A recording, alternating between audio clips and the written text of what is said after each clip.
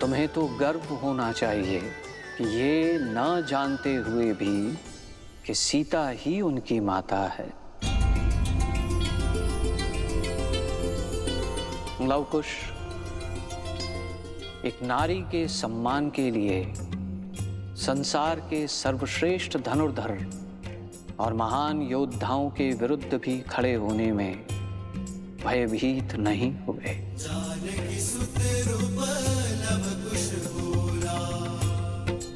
सीता, तुम्हारा वनवास अब अंत तक पहुंचने को है। जिस प्रकार हर घटना के पीछे एक कारण होता है, उसी प्रकार ये युद्ध भी वही मार्ग है जो तुम्हारे अधिकारों को एक नई पहचान देगा। भगवान, क्या हम अपने पिता से मिल सकते हैं? शीघ्र, किंतु इस समय सबसे अधिक तुम्हारी आवश्यकता तुम्हारी माता को है लवकुश, क्योंकि अब तक तुम जो युद्ध लड़ रहे थे वो महारानी सीता के लिए था, परंतु अब तुम्हें अपनी माता के अधिकार के लिए लड़ाई लड़नी होगी। और केवल अपनी शक्ति का प्रदर्शन करके तुम ये युद्ध नहीं जीत सकते, क्योंकि ये युद्ध है लोकापवाद के विरुद्ध, असुरी सोच के विरुद्ध जो अयोध्या वासियों के मन में घर कर चुकी है। और बुरी सोच को केवल शुभ सोच ही उचित कर सकती है।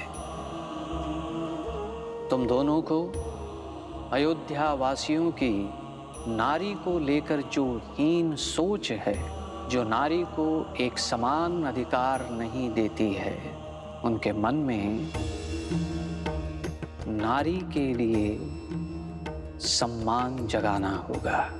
इस युद्ध में विजय शक्ति से नहीं बल्कि बुद्धि से होगी, ताकि अयोध्यावासी लोक अपवाद से उबरकर सीता से क्षमा मांग सके। सीता ही नहीं बल्कि पूरी नारी जाति का सम्मान करना सीख सके।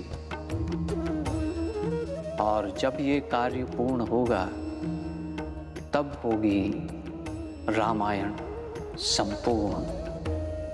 स्मरण रहे, ये दायित्व बहुत बड़ा है लवकुश।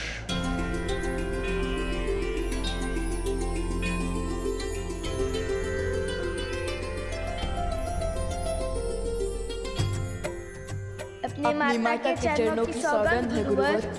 अब रामायण को संपूर्ण करने के लिए हम अयोध्या वासियों की सोच बदलेंगे। अपनी माता पर लगे हर लांछन को धोएंगे। हम रामायण संपूर्ण करेंगे।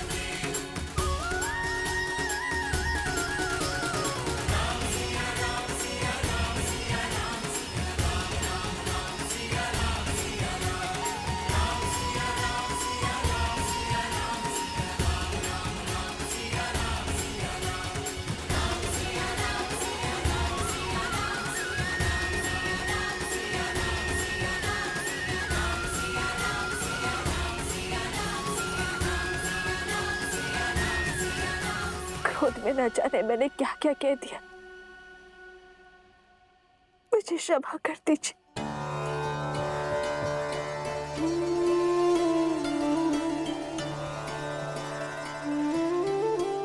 ऋषिवर, आपके मौन का कारण समझ गई हूं मैं,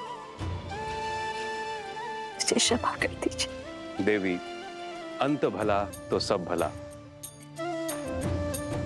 देवी सीता और लवकुश का सत्य आश्रम तक ही सीमित रहे, ये बात आश्रम से बाहर ना जाने पाए।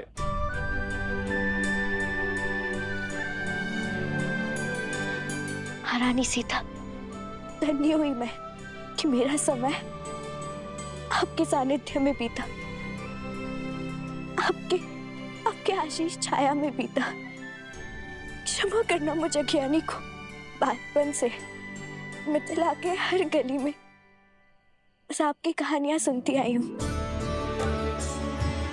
किंतु फिर भी आपको पहचान नहीं पाई, जबकि आपका हर वचन, आपके हर कर्म बिल्कुल वही थे जो कहानियों में सुनती आई हूं।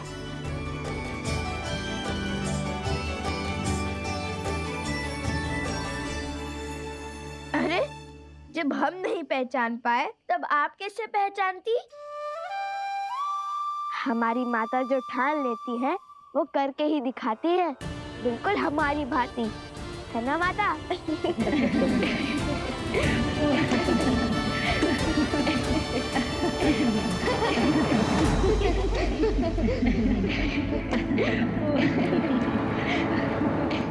बस बंद करो मेरी हार पर उड़ रहे इस उपहास को, मौन करो इन सबको।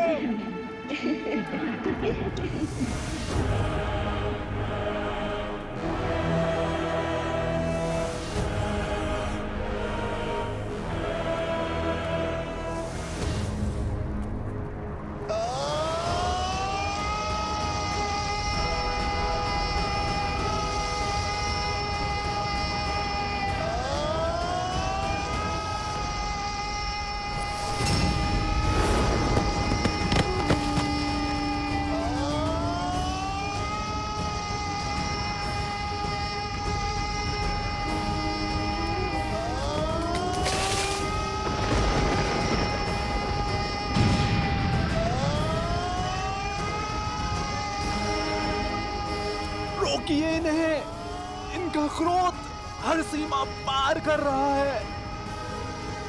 कहीं रघुवंश का अंत करने वाले का ही अंत ना हो जाए। रुक जाइए भैया, शांत हो जाइए, शांत हो जाइए भैया, शांत हो जाइए भैया, शांत हो जाइए।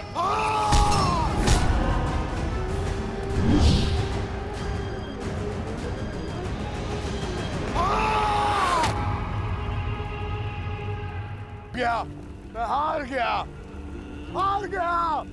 उन दो ऋषि कुमारों ने मुझे परास्त कर दिया।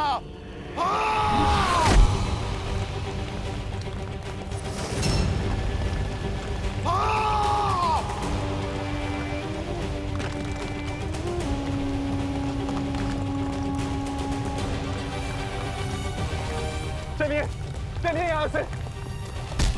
नहीं, मैं अपने भाई को छोड़ के कहीं नहीं जाऊंगी।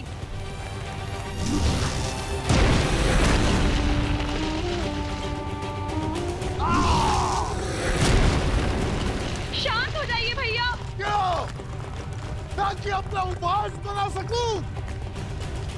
हंसो, तुम भी हंसो मेरी हार पर। और आप अश्वमेध यज्ञ को पूर्ण करने के लिए कल अश्व ले जाएगा, महान बन जाएगा, बिना जीते विजेता बनेगा। और मैं यार को अपनी हार का उत्सव देखने अपने वंशजों को क्या मुक्त दिलाऊंगा मैं। क्रोध और अहंकार में दशानन रावण ने अपना अंत कर दिया था भैया, और अब यदि हमने ये युद्ध बुद्धि से नहीं लड़ा तो हम भी हार जाएंगे भैया। रुक जाइए, अपने आप को विचलित करना बंद कर दीजिए भैया। अब लड़ने को बचा क्या है शूर्पणखा? बोला, भारतवर्ष पर राज करने वाला है, सीता की प्रतिज्ञा का अंत होने वाला है। लवकुश अयोध्या की प्रजा की सोच बदलने चले। मैं कुछ नहीं कर पाया, हार गया मैं। हार तब होती है जब व्यक्ति प्रयास करना बंद कर देता है भैया। मार्ग अभी बाकी है, अश्वमेध यज्ञ अभी पूर्ण नहीं हुआ है भैया। और लवकुश अभी तक अयोध्या नहीं पहुंचे हैं भैया। सोचिए भैया, यदि लवकुश अयोध्या पहुंचे ही ना तो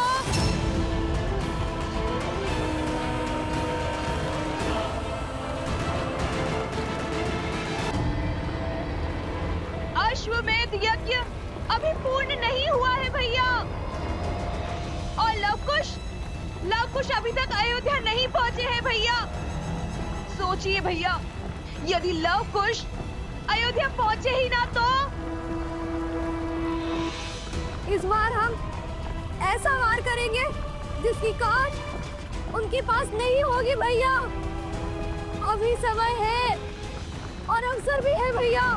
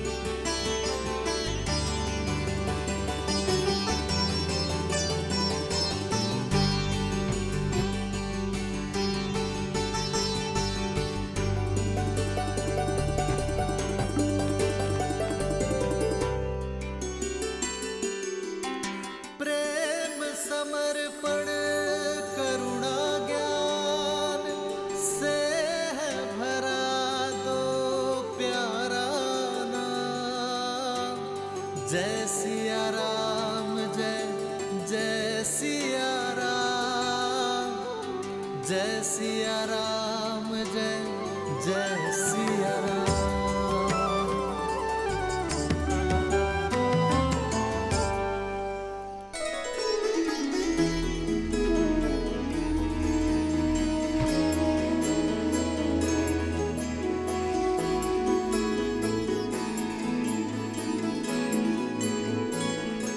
भैया मैं अभी आया।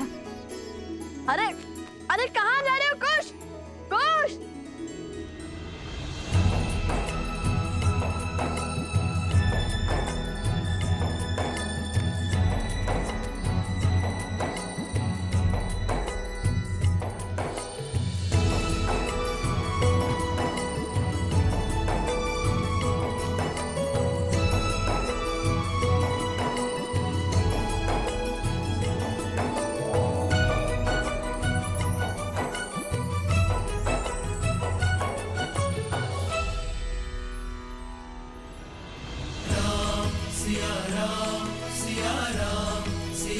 लवकुश,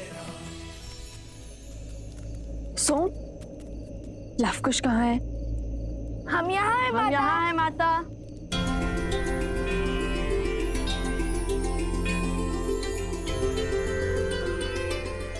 तुम्हें तो गर्व होना चाहिए कि ये न जानते हुए भी कि सीता ही उनकी माता है। लवकुश एक नारी के सम्मान के लिए महान योद्धाओं के विरुद्ध भी खड़े होने में भयभीत नहीं हुए। कुछ अद्भुत इच्छा आ गई थी माता मन में, बस वही पूर्ण करने चले गए थे। और वो आप शीघ्र ही जान जाएंगी।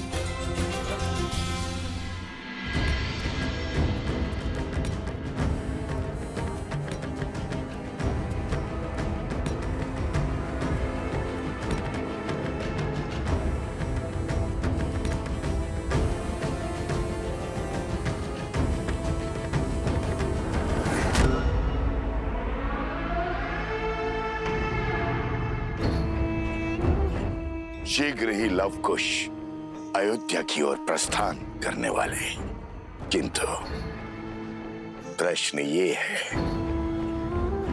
क्या मैं उन्हें अयोध्या पहुंचने दूंगा?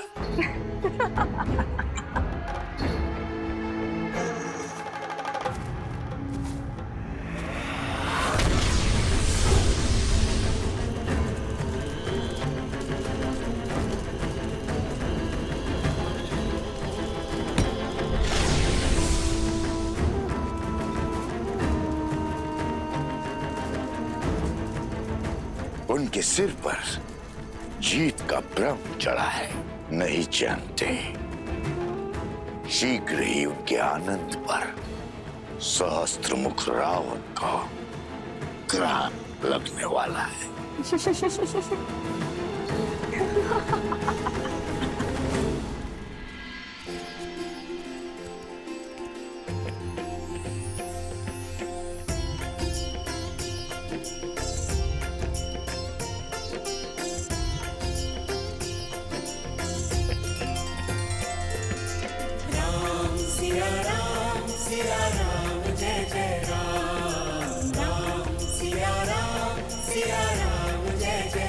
मेरा हनुमान कहाँ है? जहां प्रभु स्मरण करे वहां हनुमान उपस्थित है प्रभु।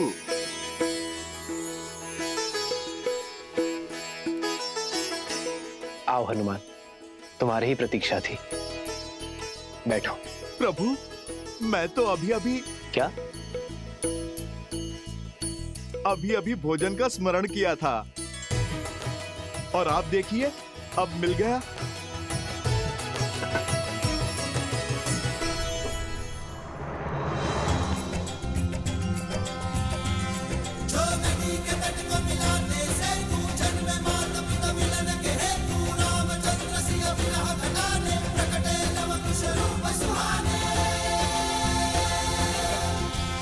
सोम, हाँ हाँ, कहाँ खो गए थे? कहाँ खो गए सोम? खाओ ना, खाओ खाओ। खाओ खाओ। अरे बस बस, मैं सोम कर लूं, श्री हनुमान जी नहीं। और कितना खाऊंगा? अब तो हमारे भाग का भी तुम्हें ही खाना होगा। इस यात्रा में जितनी कठिनाइयां हमने सही है, इससे अधिक कठिनाइयां तुमने भी सही है। तो जिस मित्र ने हमारे भाग का दुख सहा, वो सुख भी तो भोगेगा ना। जिसने हमारे भाग्य के कड़वे फल चखे, वो मीठे लड्डू भी खाएगा।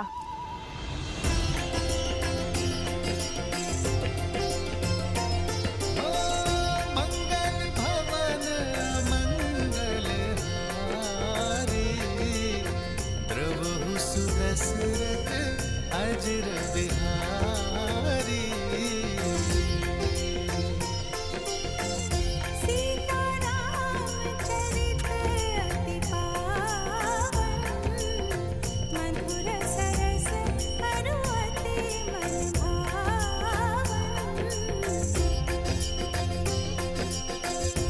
आज फिर माता सीता के हाथों के भोज का स्मरण हुआ है।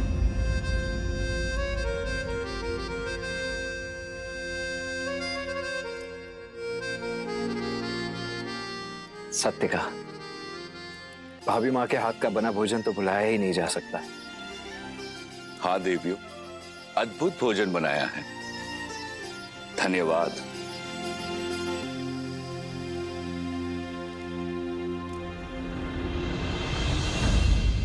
कहिए कि छोड़ दिया आपने अपनी पत्नी को? क्या घटा था ऐसा जिसके कारण आपको ये निर्णय लेना पड़ा? ढूंढिए माता सीता को, उन्हें स्वीकारिए। माता सीता का स्थान कोई स्वर्ण मूर्ति नहीं ले सकती।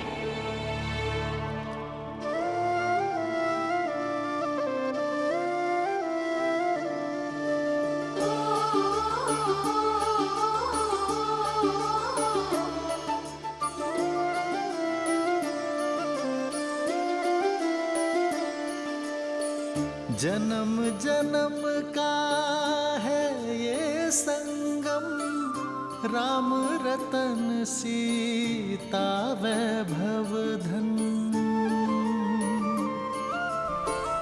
एक है पौरुष एक समर्पण, एक है रूप तो दूजा दर्पण।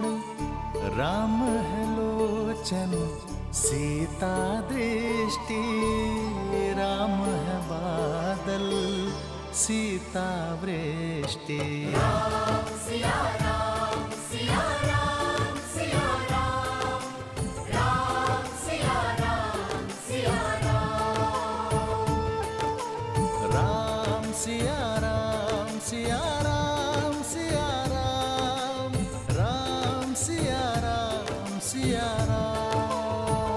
सिया राम सिया राम सिया राम सिया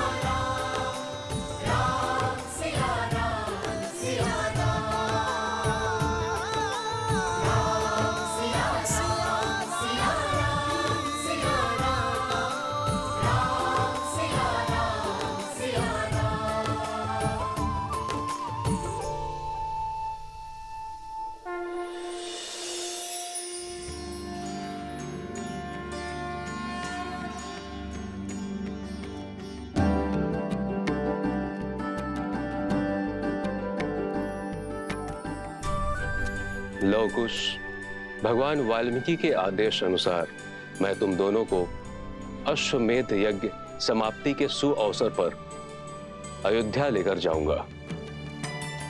जाओ और जाकर प्रस्थान की तैयारी करो। कौशल के आज का, कौशल के आने वाले कल से भेंट का समय आ गया। जो आज्ञा गुरुवर। माता, माता समय आ गया माता। माता, माता प्रतीक्षा पूर्ण हुई, समय आ गया माता।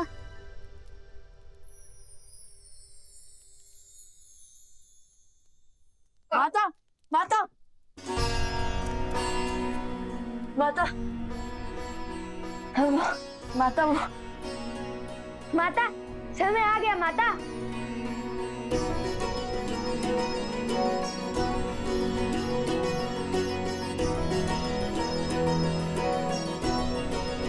अयोध्या जाने का समय। हाँ माता, हम अयोध्या जा रहे हैं। और आप भी सज रहिएगा। हाँ माता, देखिएगा शीघ्र ही पूरा परिवार आपको लेने आएगा। हर अयोध्या वासी आपके समक्ष होगा, आपको मनाने आएगा और हर अयोध्या वासी को अपनी भूल का आभास करवाएंगे हम।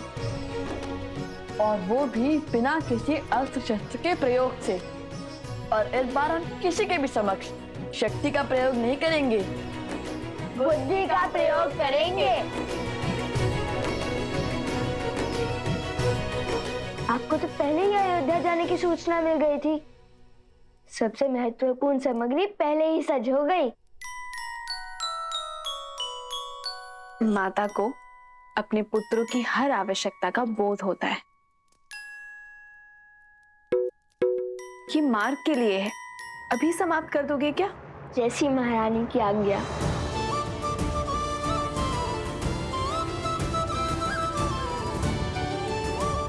और हाँ, स्मरण रहे, इस बार धर्म के मार्ग में कोई त्रुटि नहीं। जी माता। जी माता। हाँ, तो आप सबको यहाँ इसलिए बुलाया है क्योंकि राजकुमार,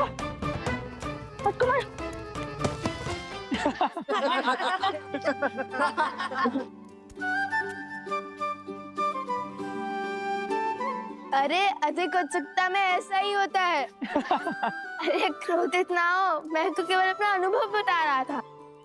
कहिए राजकुमारों, क्यों बुलाया हम सबको यहाँ? क्यों बार बार राजकुमार राजकुमार का गान गा रहे हो?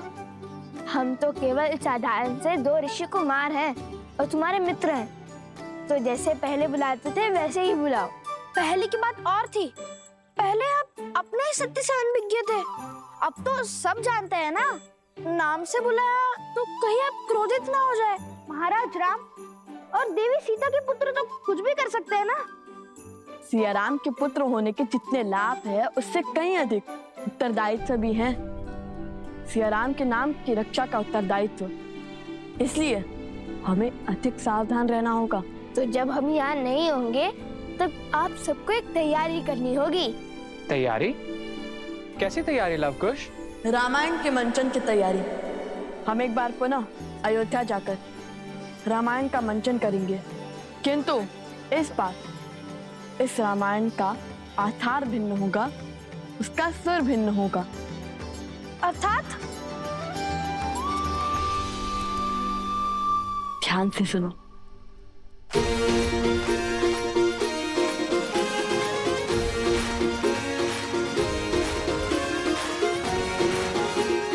समझ गए ना? समझ गए।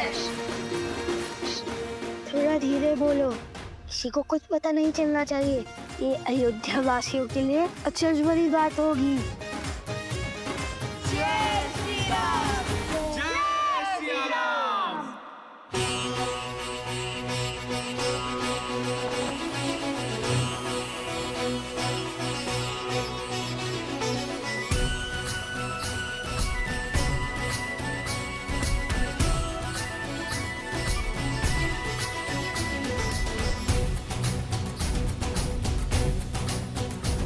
जन जन का मन हर्षा